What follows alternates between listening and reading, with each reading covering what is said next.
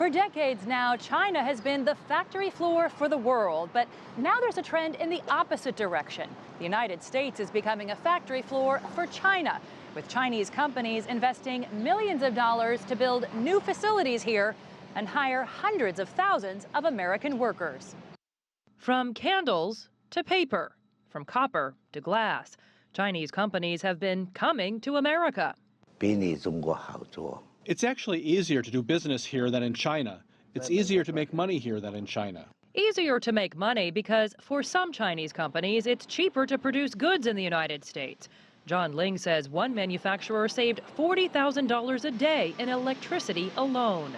The low utility costs, and then the land is abundant, and very inexpensive, and also the logistic costs of shipping things, and also being able to, once you set up an operation here in the U.S., you don't need to pay any import duties. Ling says Chinese restrictions on moving capital offshore haven't slowed down the pace of investment here. If it falls into your main line of business, I think, for most part, the Chinese government still encourage the so-called qualified Chinese company to go beyond their border.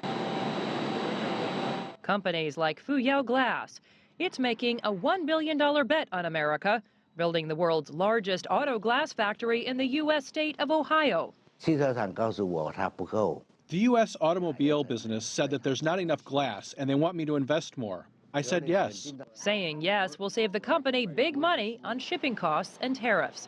And with Donald Trump's America First campaign, we're going to start producing jobs like you've never seen before. A Made in America label could give some U.S. consumers added incentive to buy Chinese.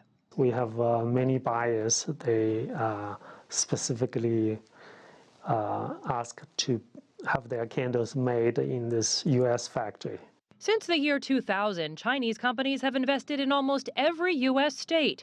More than 140,000 Americans now work for Chinese-affiliated companies. When Golden Dragon Copper opened a plant in the state of Alabama, it hired 300 workers. I really didn't have no other choice. It was the only option that I had because there's not any work here.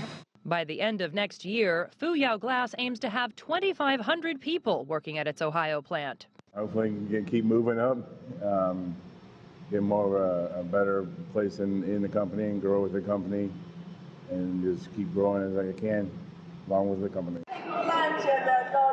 Something else has been growing too, American interest in China. One day I would love to go to China to see how their business operates so we could bring information from them to here. At this rate, though, American workers won't have to go to China to acquire Chinese know-how. They'll just have to commute to work. Jessica Stone, CGTN, Washington.